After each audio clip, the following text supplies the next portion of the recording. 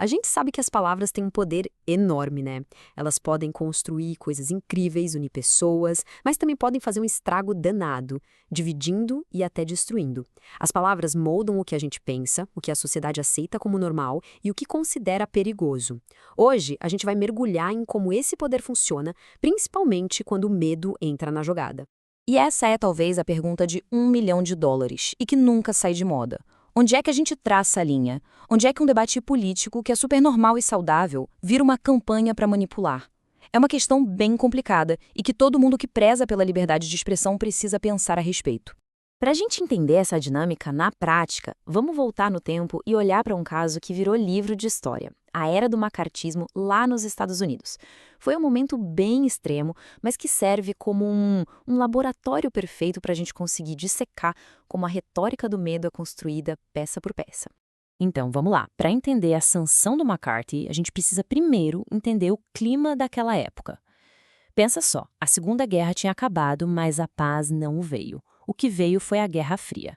O tal do pânico vermelho, o medo do comunismo já existia, mas aí a União Soviética explode uma bomba atômica, a China se torna comunista, isso criou uma ansiedade, uma desconfiança geral.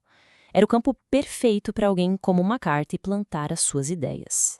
E foi aí, nesse dia, que Joseph McCarthy basicamente acendeu o pavio de uma bomba. Ele não falou de uma ameaça qualquer, de algo vago, não. Ele foi específico, disse que tinha uma lista, com nomes, provas concretas. Essa declaração, claro, capturou a atenção e os medos do país inteiro. O primeiro número que ele jogou no ar foi esse aí, 205. 205 comunistas infiltrados no coração do governo. É um número específico, forte e, para muita gente naquela época, parecia assustadoramente real. Só que é aqui que a gente começa a ver a tática em ação. Logo no dia seguinte, o número mudou.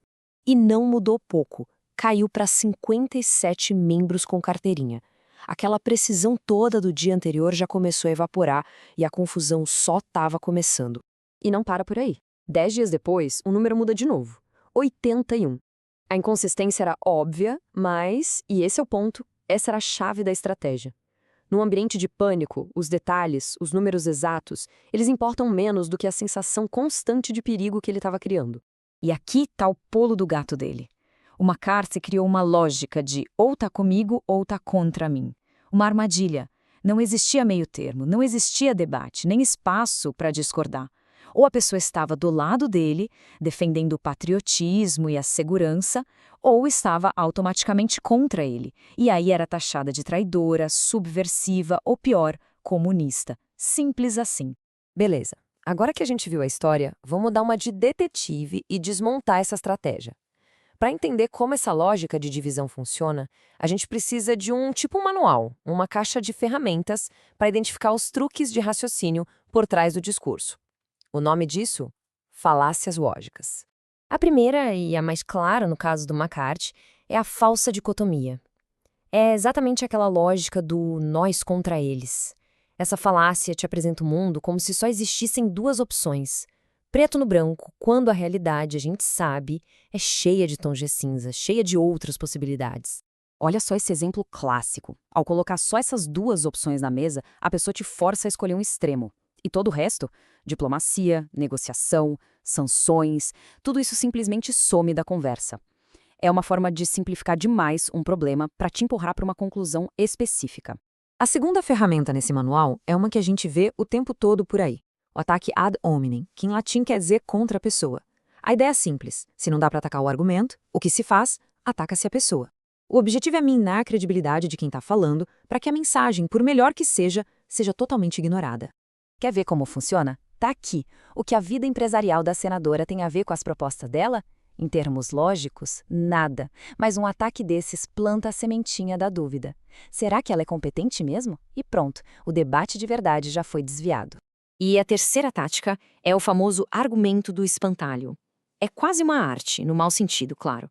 Em vez de debater com o argumento real do oponente, que pode ser forte, a pessoa cria uma versão distorcida, fraca, uma caricatura daquele argumento, e aí ataca esse espantalho que ela mesma construiu. A mecânica é bem simples, olha só. Alguém faz uma afirmação. A outra pessoa, em vez de responder de frente, pega o que foi dito e distorce, exagera e aí, claro, ataca essa nova versão, que é muito mais fácil de derrubar. É uma vitória fácil, né? Só que é uma vitória contra um argumento que nunca existiu de verdade. Certo. Tudo isso leva a gente para a grande questão. O medo é sim um motivador poderoso.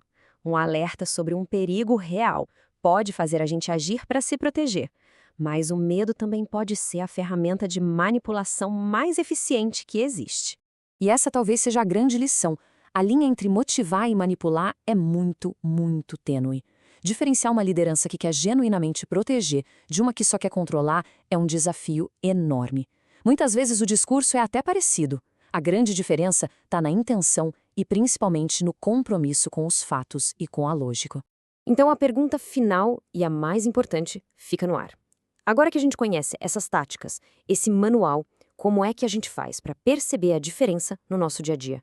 Bom, a resposta talvez esteja em não aceitar essas escolhas fáceis, de preto no branco, em procurar os fatos por trás do que é dito, em valorizar o debate e não a divisão. Conhecer essas táticas já é a nossa melhor defesa.